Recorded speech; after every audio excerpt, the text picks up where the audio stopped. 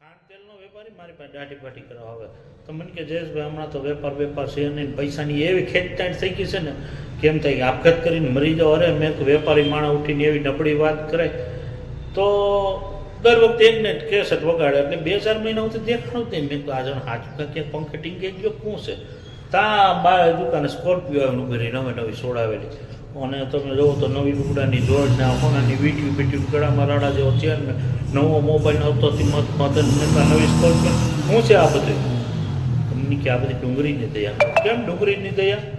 કે જયેશભાઈ મેં 10 લાખ રૂપિયા વ્યાજે લીધા અને ડુંગળી લઈ લીધી પછી જો ડુંગળીના ભાવ વધતા છે 10 ગણા ભાવ થઈ ગયા. તો પાછળ સ્કોર્પિયોમાં કાચમાં લખ્યું હતું કે જો વાંચો, ફરતીકોટ પાંદડા અને વૈશમાં છે ભૂંગળી, ફરતીકોટ પાંદડા અને વૈશમાં છે ભૂંગળી.